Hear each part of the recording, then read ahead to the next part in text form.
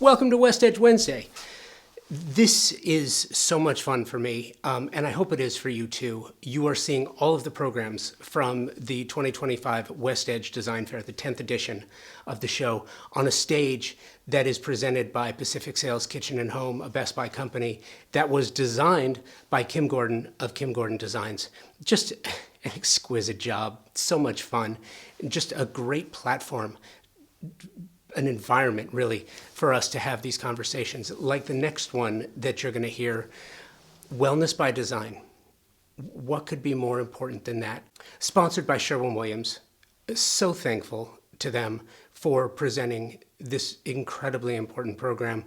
And it's amazing. You're really going to enjoy it. So I hope you do. I love it. Sue, Ashlynn, take it away. Thanks, Josh. Appreciate that, and welcome everybody. I'm so glad you're here. My name is Ashlynn Bourque. I am the Designer Marketing Manager for Sherwin-Williams, covering the Southwestern Division, which means everything from Arkansas, Western Missouri, all the way out to Hawaii, and fortunately that does include California. I also have a team that is local here too, and they are scanning you guys in and handing out fingers. I don't know about you guys, but I was just in this role up to 3 years ago, and I always heard about WestEdge and never got to come. And now that I've been here a few times, oh my gosh, isn't this great what Megan and Troy and their team put together? The atmosphere, the inspiration, and the community. So I'm so excited to be here. And of course, we're going to be talking about wellness and design today.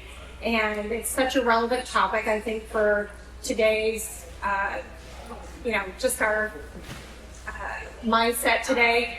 And so excited to kick this off and kick it over to Sue Wadden, my partner at Sherwin-Williams. Hi, everybody. Can you hear me okay? Sound good? I'm Sue Wadden. I'm the Director of Color Marketing for Sherwin-Williams, which is an excellent title and maybe the best job in this company, this big old company. I've been doing this a long time. It's my 27th year working in color. I was trained in undergrad as an interior designer, and then I tripped over this job that's color marketing, and I didn't know what it was, and now it's been my whole career. So yes, I'm the person that names the colors. So if you ever wanted a color name, give me your email and send me a note, and we'll see what we can do. But we're here to talk about wellness and design, and I'm here to support Ashlynn. Our headquarters is in Cleveland, so I don't always get out to the West Coast, so this is a great opportunity to connect with designers here.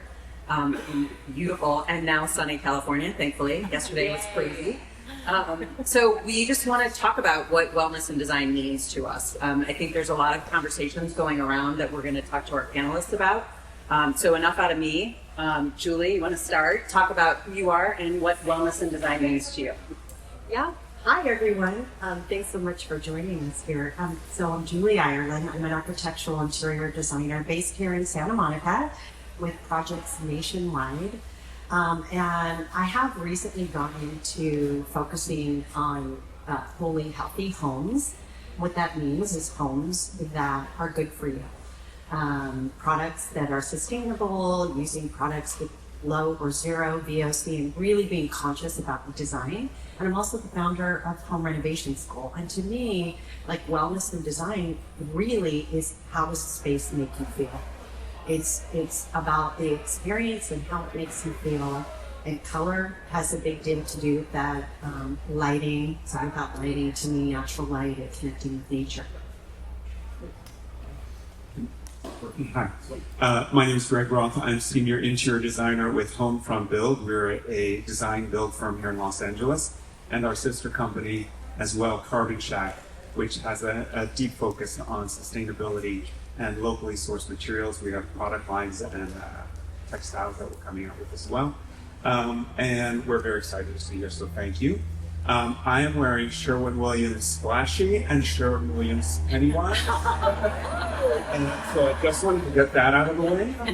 And I have a deep feeling about wellness, which starts with the fact that as interior designers and as practitioners in the industry, our main goal is wellness. And even if clients and when clients don't specifically ask for any aspect of wellness in their remodels or their designs, what we're doing is creating spaces that they love. And that in and of itself is wellness. Now, there are a lot of other things that have come to the fore in recent years about specific elements of wellness that we can intentionally set.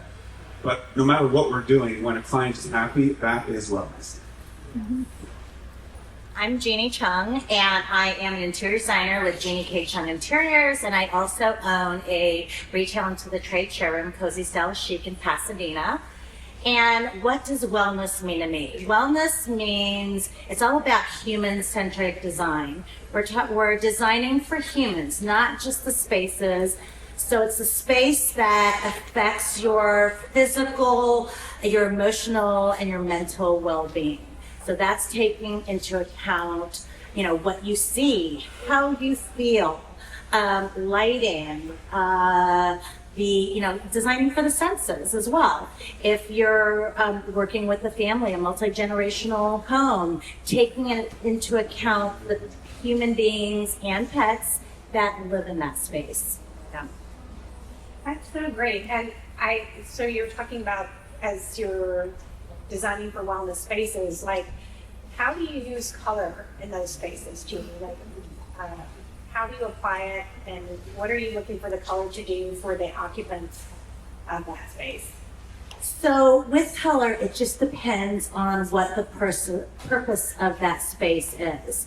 So color, it's not just about picking the hue, it's also the saturation in that room that's really going to affect your mood. When I'm looking for a calming space, I'm looking for tints, frosty hues, if you will. Those tints really promote that calmness, that feeling of well-being. In a space that you might want to feel more grounded. You want neutrals, those mid-tones. And with those mid-tones, you can accent with, this more saturated colors and hues. And, that's layering the space with color. That's what creates an interesting space. But foundationally, I think about intensity. And that really dictates how that room's going to feel.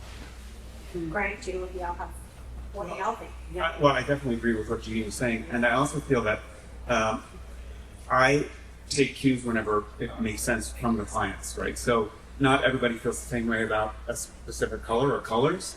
And I really want to make sure that the clients are expressing their preferences and picking from options that work for them, because the shade of blue that I think is the right one for that room, as much as I can advocate for that, might not be what they want.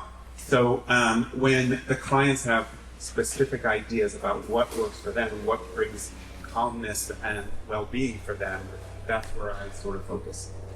Yeah, and for me, I do a really deep dive in the beginning when I'm onboarding, asking what is their favorite color?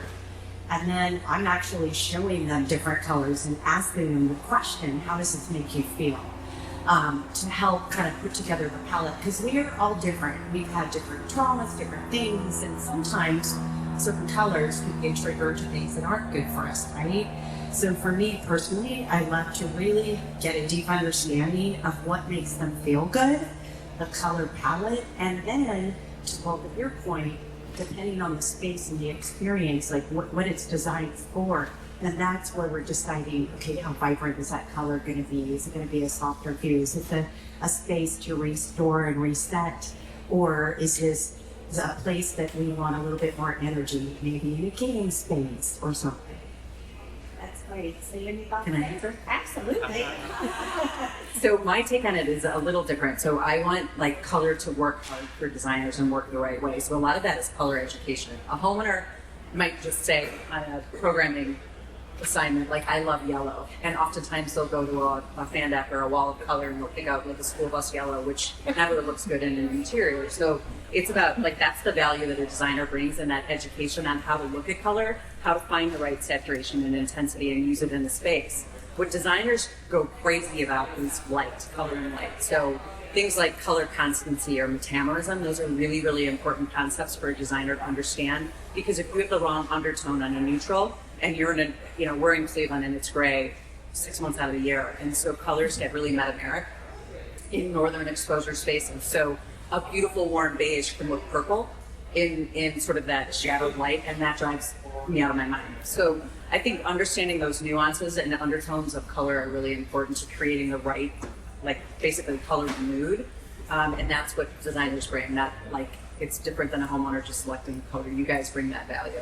Well, and 100%, and the little paint chips in the Vandex are super useful, but they don't translate exactly to the wall. And the one that you put on that wall is going to be very different than the one that you put on that wall, and they're both going to be different at different times, day and night. So, but that's where your interior lighting comes in. Yeah. It is so incredibly important. I mean, can I say it? But I love Lutron Tetra for a reason. Full spectrum lighting. It's so incredibly. It's like how you treat lighting. We've done this together, and so I've heard her speak about this. So. Could go on and on about lighting. It is just so incredibly important. There is no color without light. So your natural light, also with your Lutron Tetra lighting that helps us to kind of stay in line with our natural circadian rhythm. All of this matters so much. So yeah, bringing in lots of natural light too is definitely a signature thing of mine when I'm architecturally designing a house. It's all about windows first. Like I build the shape of the house, bring up the walls, and then it's adding as much expansive glass as possible to connect the interior with the exterior, right? And then your paint colors matter, morning, noon, and night. And then in combination, that would try and catch all. Yeah, a lot of times the homeowner doesn't always realize how big a role lighting plays. I had one time a client called us in and said, hey, my house, it's beautifully decorated and everything, but it just does not, it feels cold.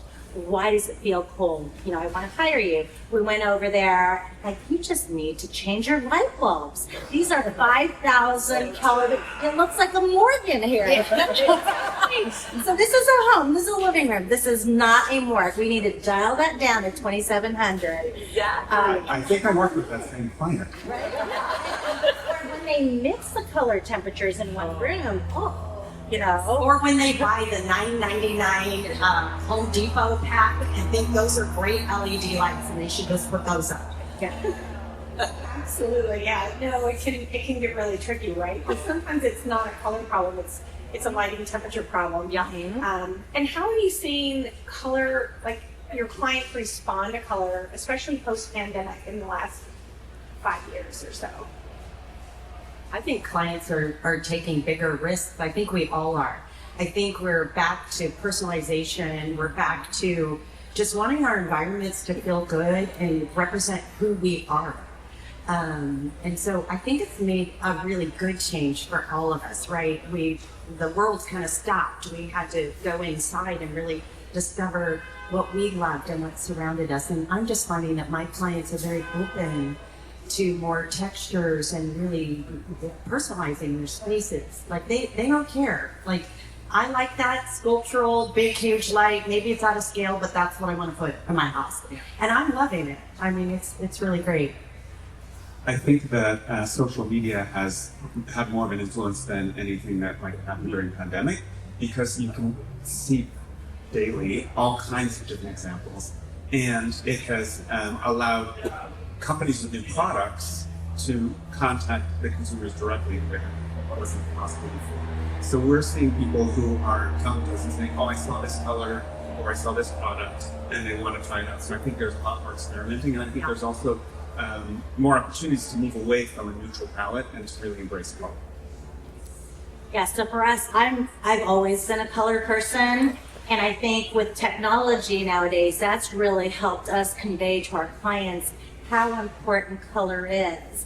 And when they just see a little swatch, it's hard for them to visualize what their room's going to feel like. So we started using VR. So we build out the models of the rooms in SketchUp, and we put the color in there, the wallpaper and everything. and they walk into their room and they, and that has, they don't feel like they're taking that big a risk because they understand what that whole room is going to feel like as a whole. Yeah, I mean, our gift is being able to see color as designers. Like, that's a gift that we have. Most people don't have that. So I agree with you that the technology we have now with the 3D renderings, I take it into photorealistic too for the main areas of the house. But that really does allow them to kind of really see the color and feel it and understand how it's going to fit us, It's a great tool for adjusting the design and tweaking. Yes. I would say, just interestingly, like social media kicked color a little bit. 2010 to 2020 were all about gray for most people, and that was aggravating in itself. But then Instagram really came out and emerged, and everybody was photographing their spaces white. So that became the language of design, and it's finally, like, pendulum has swung, that I think people are learning how to photograph in color. And so we're seeing tons more inspiration, which I think is good for clients. They're now getting comfortable with the idea of color, and designers finding out the flex to like bring color back in, which is great. Absolutely. Yeah, I've always had a lot of color in my home. I just enjoy color. It makes me happy. I heard though. It's not like when you And that is wellness. Yes. What makes you happy? If the color makes you happy, Right. you're good. If you're happy, you go out in the world and you're happy and you're doing good things. Yes. It's funny. I have a little yoga practice in the morning, and his thing is, you're doing maybe one of the poses, asanas, and he's like, just do it until it feels okay for you. You don't want to start your day with conflict. And I went, okay. So happiness too. And as far as other materials, sensory experience, like how do you all approach that? Oh gosh, I love texture. I mean, I love mixing metals and materials, and I think all of us do. I've seen all of their incredible work, and I think all of you probably do too, but I think it's all about texture and mixing materials, and I love nature so much, so I'm always working with wood. I like cabinet design is like my favorite, literally. I always start my design process, like the first thing I start designing is cabinetry, because I love wood so much, and mixing them and mixing it with paint, and so I don't know. Texture. I feel like the more we bring natural materials into our home, the more connected we are to nature, and that is a type of wellness, right? So non-natural materials have a place, and we all use them, and part of that is our needing to exercise control over surfaces and finishes, and we need to do that sometimes. But natural materials remind us that we're part of a larger system in the world, and that it keeps us connected not only to the natural world but to each other. And I think whenever we can bring in wood, natural stone, terracotta, natural fibers, that is enriching our home and enriching our experience, and so I always focus on that. And it's timeless. Yes, absolutely. It's about finding balance between materials.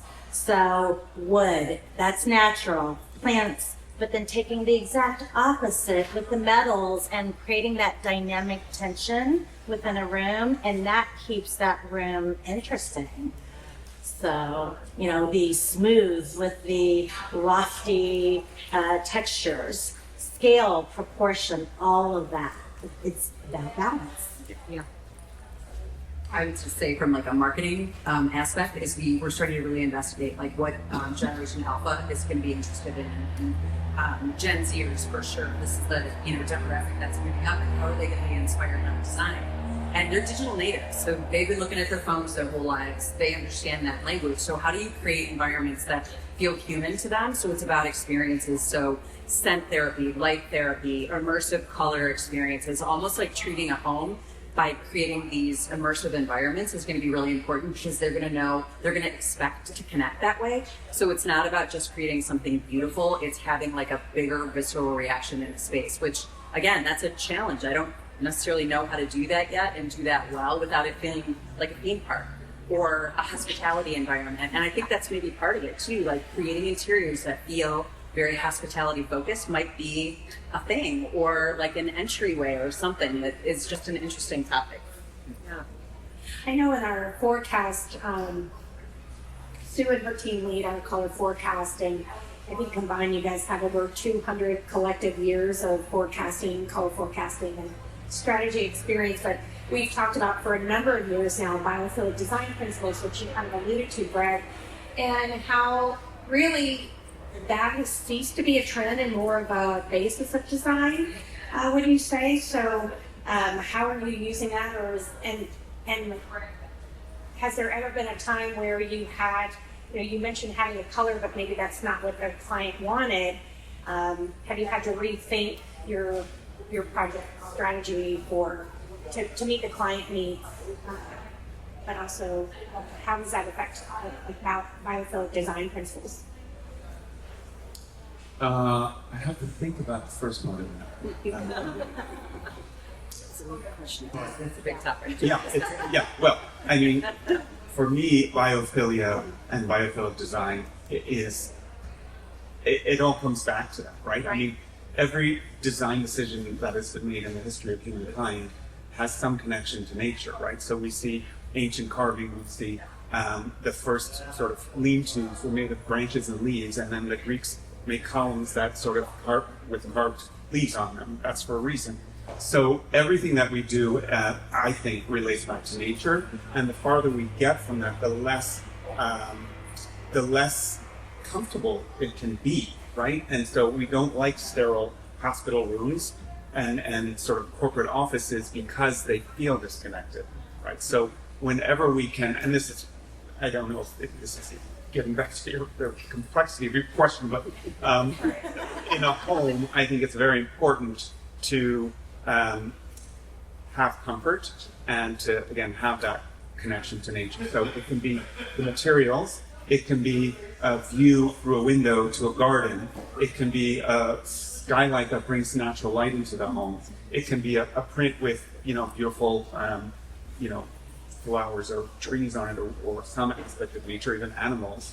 So I think there are a million ways to do it, and it's important to keep that in mind. That's my philosophy. Same with me.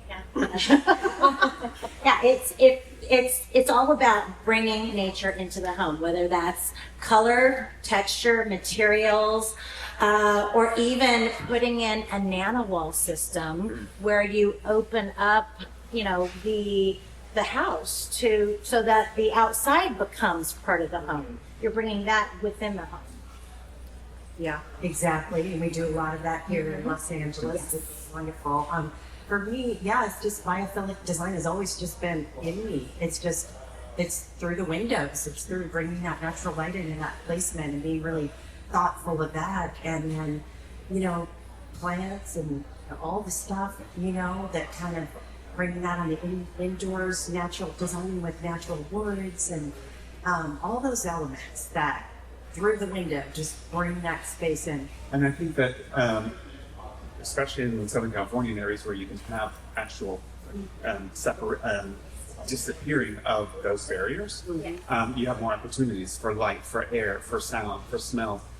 We did an ADU recently with a pool attached, and the ADU is going to be for guests and whatnot, but the husband in the family is going to be working out of there, and he wanted a fountain with a specific type of splash next to the pool because he wanted to have that sound, not just because there was an elementary school a block away and he hears that and he wanted to cut that out, but because he also wants that connection to nature. He wants that connection to water specifically, and I think that makes a big difference in the way we experience our homes. I listen to soundscapes as I work all the time, and it is just soundscapes, water, all of that. That really calms me too. I love that. Can I ask a question? Yeah. Okay, please. So I wonder, what are the rules of the road? Okay, we know how to make biophilia work for a home, but what are the things that affect people negatively? bad scent, right? We talked about that earlier, Jeanne. Like asking the right questions early on in the project is really important because they're triggering senses or sounds that make people crazy. So what have you guys learned on the sort of the other side of the spectrum? Anything? Well, make sure you're electronics first so that you don't get those buzzes with the voltage. Does that? Yeah, it's like people crazy. Yeah, I mean, I think that airflow is really important, and when you don't design a home, because our homes tend to be sort of, chambers that are sort of isolated. If you don't get the HVAC system working well, and you have that sort of stale air, even though it's moving in a certain way, I think that. Yeah, I think the most important things are air, water, and light. So to your point, air, making sure that you have a great system, right? That you're, pushing the air, bringing the natural air in and pushing the air out. It's in being really thoughtful about your materials and the things too, like low to zero VOC. We've all, gone into a store and smelled the off-gassing. All of these things affect, your air, which is not good. We don't want to breathe that stuff. So I'm very, very thoughtful. I'm always researching and really trying to understand how products are made, where they're made, what type of paint is on it. I mean, I even go as far as where's the Wi-Fi going to be placed in the house, like where's electricity running, all the stuff. It all matters. Yeah, there's so many different things that affect our clients. As I was talking to you earlier, the VOCs. I know from my experience, and everybody in my office knows this, if they bring Swiffer lavender scent, I can smell it a mile away, and I start heaving. But you know what? That's not just me. There are other people as well. Formaldehyde in the blues and cabinetry. That's another thing, and the paint. So that's not Sherwin-Williams paint. Perfect. Yeah, but if you've ever, you know, been exposed to those fumes when they're spraying lacquer, I mean, it will knock you out. I do not allow any kind of painting like that in the house, and then I'm always very cautious of, you know, making sure I know what kind of paint that they're using. Exactly. You know, because it's so important. And there are a lot of things that you can do to clear your air naturally too. Cork. I love cork, and it's having a little resurgence now. It is a natural air purifier. You definitely want to have that in your kitchen. Just have a little cork trivet or something. It takes in the harmful chemicals and reprocesses it and spits it out. And there's some great potted plants, indoor plants. And indoor plants purify the air. That's why real plants are so important. And I mean, this looks kind of realistic, but I mean, it really matters. You want to have some real plants in all of your spaces. It's just clearing your air for you. People don't even realize. And it's a real living, breathing thing. And so we connect with it. We are all nature. We're all connected. You know, And like cork is sustainable too. it is 100. Because it regenerates very quickly. And it's good on the feet, on the floors. And So it looks beautiful. Go to the connoisseurs club, and then you'll see it on the wall where the wine is. That is cork wallpaper, and you'll see it on the back too. There's a white cork wallpaper, so you can bring it through like flooring, walls, so many Upholstery things. fabric too. Yeah. Sherwin-Williams actually has a paint product, Super Paint Air Purifying, that reduces formaldehyde-produced VOCs from other building materials, like you just mentioned, and will help also mitigate those things. It also helps mitigate ambient odors as well, but another product to contribute to that overall indoor air quality and sustainability. And yeah. Well, this gets back to the notion that brands are stepping up and producing products that support wellness and that the design community can embrace and offer to clients. I think that's amazing. I mean, this is a global movement. Wellness, right? We all kind of, we get it now. We're like, oh my goodness, you have the opportunity to pick a product that's good for you or a product that's not. And I think we all are understanding that we can live longer lives, that a sauna is really good for us. We should go in a sauna every day. It's going to extend our life, you know, things like that. So it's kind of cool. I think it's a really cool time for designers, for us all as designers. And this is what I've been nerding out on definitely lately. Well, it even seems like wellness and longevity are kind of like these more aspirational kind of luxury things that we're want to hold on to, because we want to live well, we want to live long, and we want to enjoy life. So it's so important. I've added plants since COVID, but I can't add another one because I'm rarely home, and my husband's like, I think, tired of watering all of them repeatedly. But it's so important to incorporate those in environments. What other thoughts do you have, Sue? Just the same thing, like health span, right? That's a term we use often. It's not just well-being, it's we want to live longer, healthier lives. So you don't just put in a home gym. It's about like a sauna or water therapy or cold plunges or whatever those things are. I think as designers, we bring that to our clients to help them create environments where they can stay home longer. They want to age in place. They want to use all those principles where they can design spaces that live in forever. So it's just clients are doing they're doing spas, like sauna, gyms. Like, I feel like we're all wanting to stay at home more and do the stuff there, have all the stuff there, right? Have your own gym to go work out in. Yeah. great and all the wellness. And double kitchens, 2 kitchens, right? Every house I design has 2 kitchens. That is so like a little Italian grandma thing. That's how I grew up. My grandparents were like in this tiny little home, and my grandpa's kitchen was in the basement, and my grandma's was upstairs, and he would make the ravioli. It was cute. Oh my Not God. look like the home she designed, but that's all right. I want to go there. I love Italy. Who doesn't love pasta? You know, the consumer thinks that it is so easy to think, to design a home, but there's so much information out there that we have to know, and that's the value that we as designers bring to the table. How many times have we gone over plans and, they've missed things. And when things are being built, it's too late. But that's why we are so important in that process. We shouldn't be, designers should not be an afterthought. They should be brought in at the same time as the architect and work together with the architect to maximize the natural light in the home and the flow so that home feels good.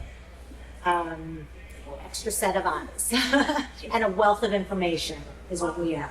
Well, and I've seen that too in another city, actually. We were touring a property with the designer, and literally she had to go back to them, and I can't imagine the cost of the change orders, but, fixing some things that were missed early on in the design stages, the architecture stage, that at least they fixed them, and so actually that home is going to function better than that family.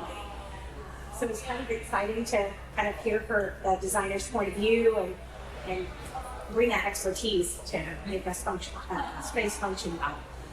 Yeah. How do y'all use spatial planning functionality to increase wellness or happiness in the home? Well, so we are just about to wrap up a home. It's a fairly small home here in Los Angeles that the clients bought, I think, about 10 years ago. It's like a 1924 house. And that house, you walk in and there's a living room and then sort of open wall to a dining room, and then a little doorway into a kitchen that was very tight and had like a laundry room and a pantry, and it just felt, and the clients were really unhappy with it. So we added to the back of the house and we opened up the wall between the dining room and the kitchen. So now there's a perception of arches that we articulated inside of the home. And so from the front to the back, and then the back add-on windows, sliding windows to the back door, to the backyard. So you walk in and there's just this procession through the entire space of the home. It's completely open, and they walk through it now, even though it's not even completed. And you can see the change in their bodies and their enjoyment of the space. And that is wellness, right? That is changing the way that these people live in the home that is their home to be what they want, to be comfortable and to be open. And I think that is sort of what we are good at doing and what we are asked to do. So I think layout is so incredibly important. I always like to be there in the beginning, but to your point, sometimes you're not. And the architects, and they already have the plans, and you have to trust me. There are some things I just fight for them. Like, no, we need to move this. But layout is so important. Like even your sightline. Like I just got a total visual of what you created. I'm like, oh my god. It's like every space should have a moment and should be taking you somewhere. So like you're taking them on this journey, right? So even like your door, like sight lines, I get as intricate as like I'm looking for this hallway and I don't want to see a door slightly even an inch lower than the ceiling, So are there clear paths throughout and clear visuals in the hallways and everything? Space planning is huge for me. Again, one of the reasons why we use VR, because the homeowner doesn't always understand how the proportion and the scale feels. We have a client who's building a brand new house from the ground up, and she said, they've poured the foundation, they've started framing, and she said, our primary bedroom is the same size as our previous bedroom, but it feels really small, and I don't understand why. And we took a walk over there, and I said, your ceilings are just so high, and that's why it's not feeling cozy. And to me, it feels like a prison cell. And they think that, oh, you can just work your magic. And, her husband, she said, my husband's a short guy. A short guy wants tall ceilings. But that's something that it's really tough to change. But if you can take them through that experience and walk them through, and so they can stand in that room and see how it's going to feel, they understand right away. And they're like, you're right. Because they think tall better. Not always. I just had that question in Houston that I'm building. I walk in, I'm like, what happened to the ceilings? Why are they 12 feet in this bathroom? Right? They were 10 feet. They were set at 10 feet. And it's a small bathroom. And the clients happened to walk by when I wasn't there, because I build, nationwide. So I wasn't there.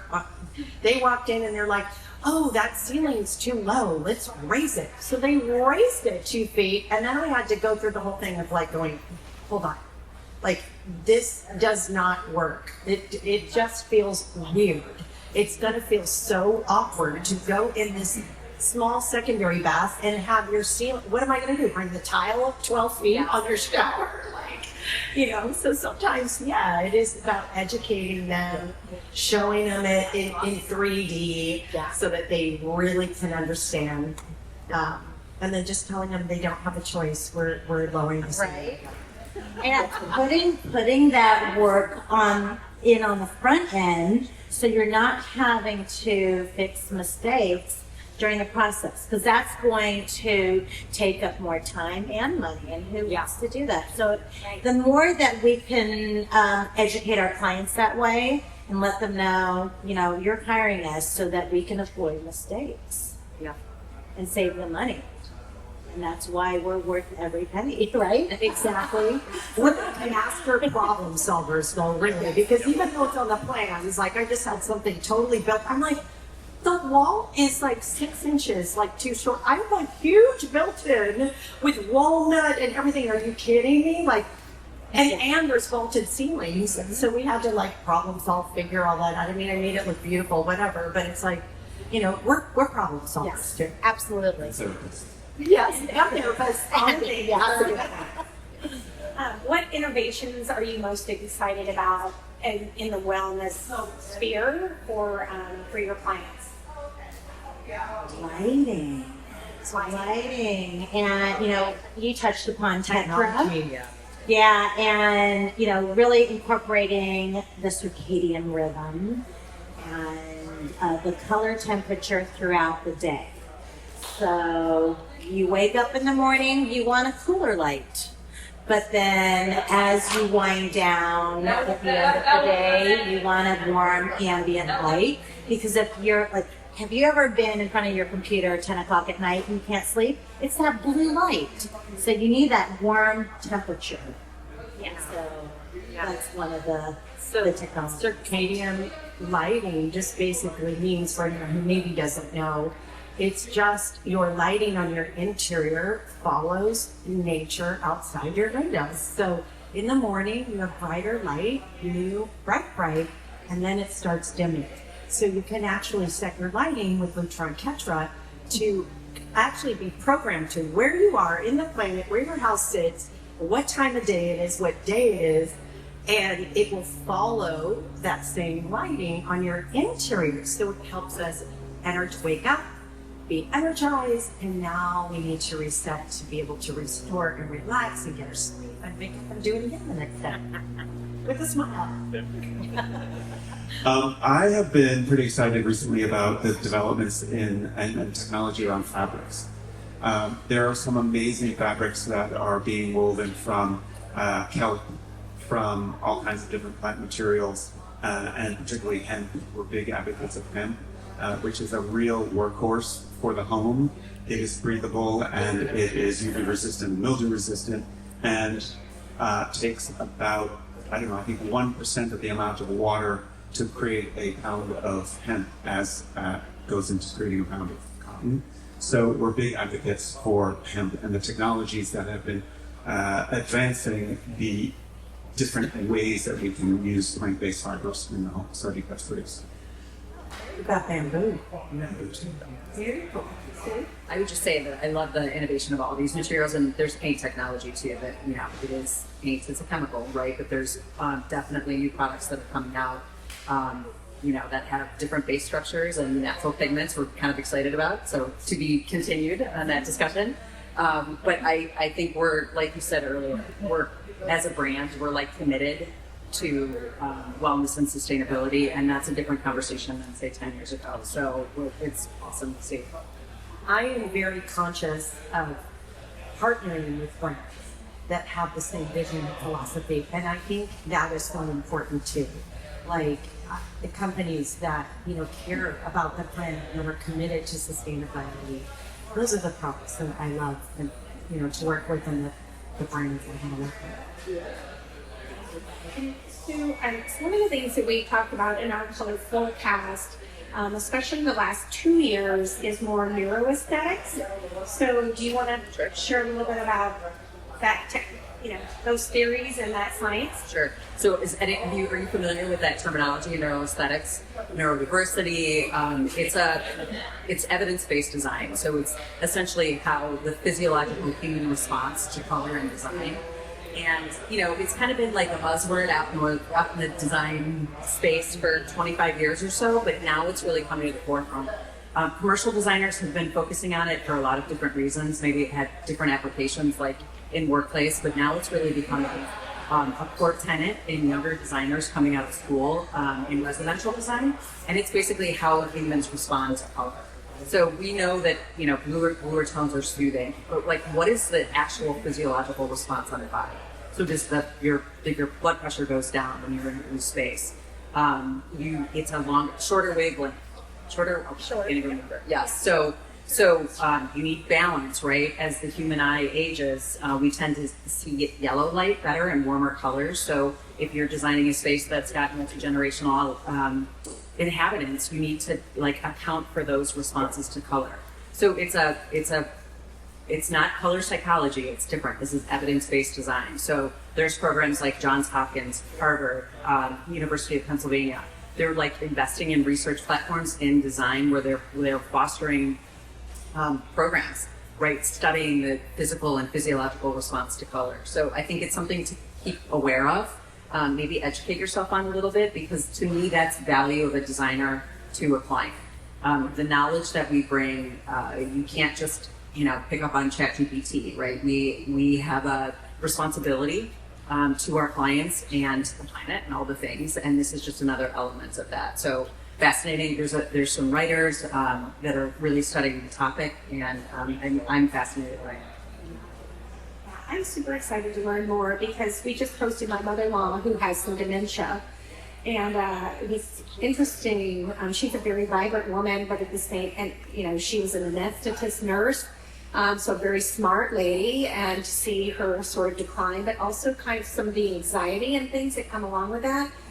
Even having, knowing children that are ADHD or maybe having autism or things like that is, sadly more common than not in society. But being able to design spaces where people aren't overstimulated or there's not this complete sensory overload with high contrast and things like that, I know is a part of that because Sue and her team give us all this great information to help us be more aware too. But I love the conversation as it keeps going, and because wellness is not just physical, it's also psychological as well, and we can support all those areas. But, between color, materials, spatial planning, all those things, we can do that. I think there's an increased awareness around these ideas of neurodiversity. Yeah. And while we may not be as enmeshed as your team is or other people, just having an awareness and approaching clients with that awareness, with the possibility that they might not see things or need things the way that you assume, because everybody has a different point of view and different sensorial needs. And the better we are able to attune the design to each client, I think the more successful we'll be in sort of addressing those needs. Absolutely. I know we have just a few more minutes, so are we ready to take questions from the audience? Who's it going to be? One that's breaking the ice for us. We have a Starbucks card for the first question. And we also have a Joe Malone candle drawing for those. Oh, you got to take her. I love it. You got to take her back here. Yeah. How did you guys get started with interior design? What was your first, feeling that you had that was this is for me, this is where I'm meant to be? Well, I'll start. I was a fashion designer before, for 20 years before I shifted into interior design. And I was always interested in the home and design. And when I moved out to New York I got remarried, moved out to New York, I thought I was going to be a stay-at-home mom, and it lasted 3 months.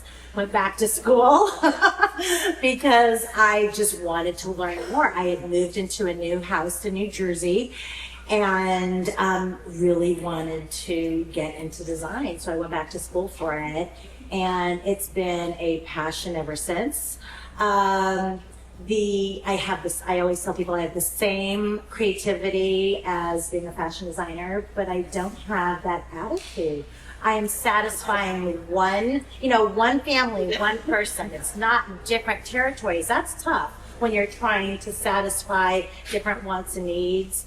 But when you've got one client that you need to focus in on, that's where, my passion. I was moving my bedroom furniture around as a kid constantly, so I'd say I started then.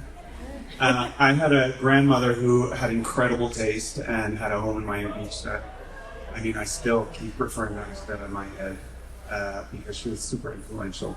And then I had a journey that took me through an undergraduate degree in visual arts and then a master's degree in architecture.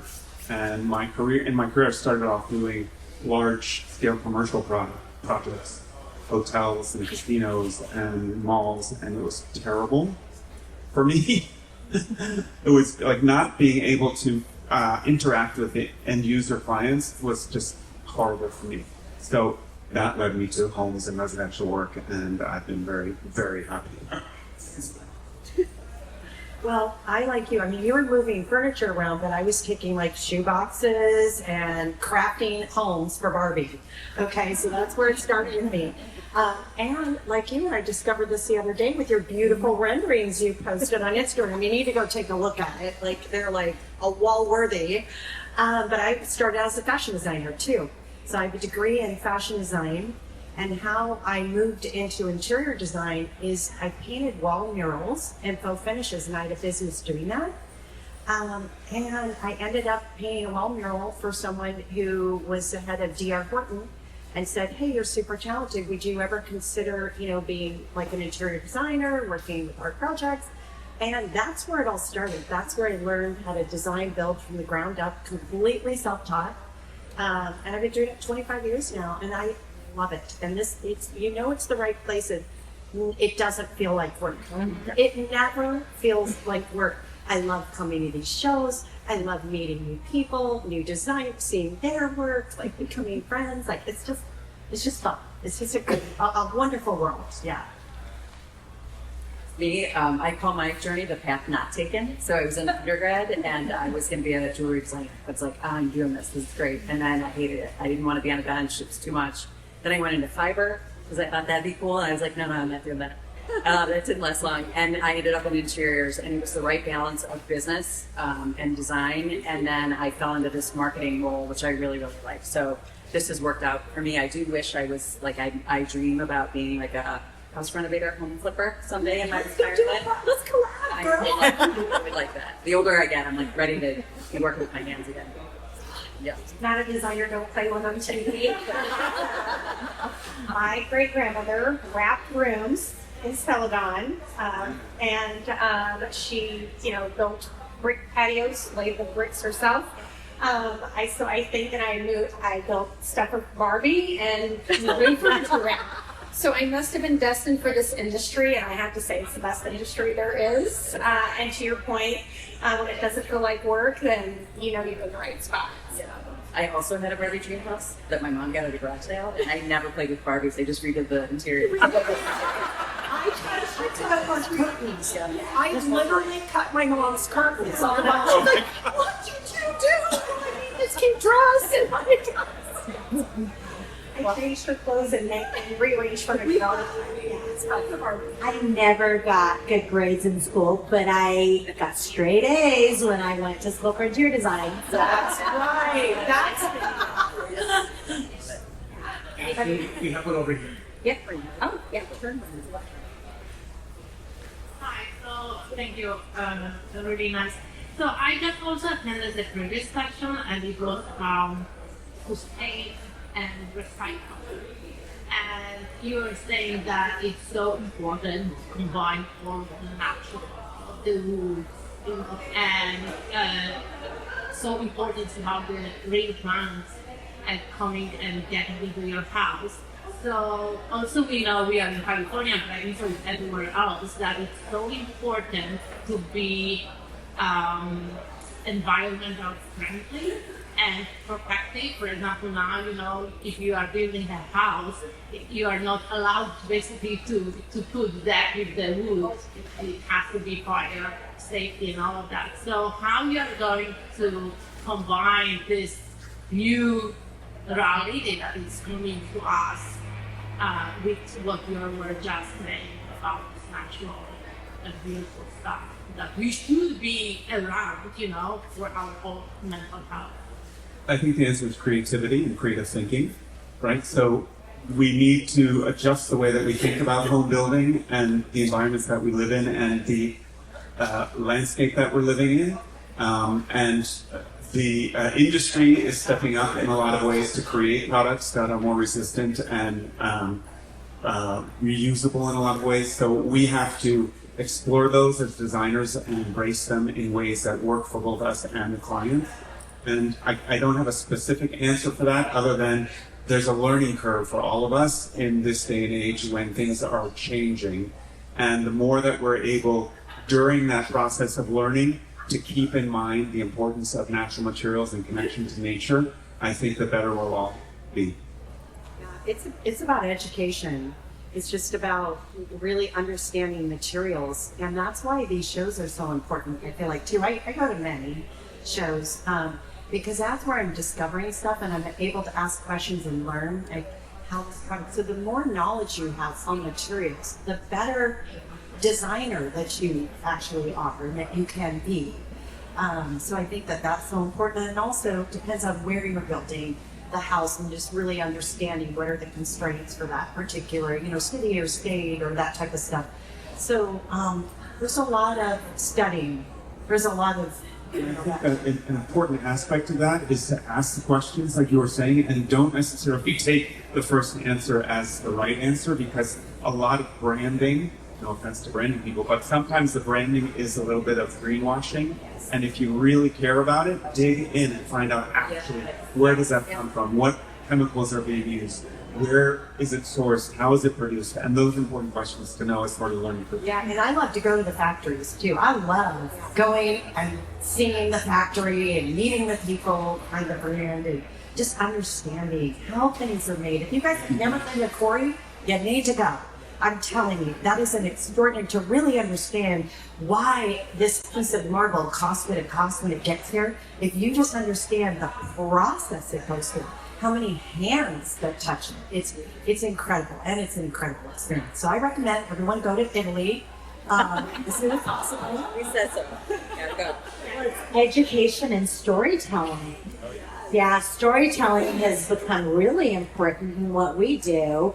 And that's, like you said, the consumer doesn't always understand the time it takes, the process. But they love to humble brag when they have guests over, right? And that to them is worth the price that they're paying. Yeah. Yeah, we talked about provenance earlier. Yeah. It's good to see antiques coming back, especially for younger audiences. Like, you don't have to just go buy furniture brand new. There are so many resources out there to reclaim and repurpose and retool and seek out antiques. And I kind of forget how to do that. So it's fun re-educating myself. Places like Brown's House. It's a good exploration. Yeah. And it's sustainable. And it's sustainable at its core. And it's timeless. And even if you can't go to Round Top, there are so many right across the street. Right across the street. So yeah. You've got them all throughout your communities and neighborhoods too. But no, it's exciting to kind of see antiques making an appearance there too. And We have one more over here. yeah. Hello. Oh, sorry. My background is fashion as well, and in the late 90s, early 2000s, I traveled to Asia. So my question to you is, and I would see a lot of innovation, great materials, the whole Zen thing. You can stay in a 5-star hotel for $200, but you saw amazing stuff. How does the hospitality industry, because there's this enormous playground to do with a tiny space or big space, depends on your budget, but meaning that you can stay in the suite versus the regular room. But how does the hospitality industry affect what you're doing with your individual clients, or in general? How is that impacting you? Yeah, I think it's a two-way street. I think that hospitality borrows from interiors, and we borrow from hospitality. I had a client recently who was in Indonesia and came back with photos of this amazing bathroom, and can we do that in their home? So, that's designed by a hospitality designer, and so we did it, but we did something that, and sort of emulated that. So I think it works both ways. Yeah, I just think global travel influences so much of what we're doing, certainly in color. Oh, yeah. We want to reflect that in our homes. We want to recreate that sense of that amazing experience, and in some small little way to try to do that within a home. Yeah, and actually wellness retreats and hotels are a big deal right now. There's a big movement with that, which I love. Who doesn't want to go on a vacation to just the wellness and wake up with yoga? And for sure, those Cold plunge pool. Cold plunge. I'm not going in the cold plunge shop. I'm telling you, I tried. I tried to put my toe.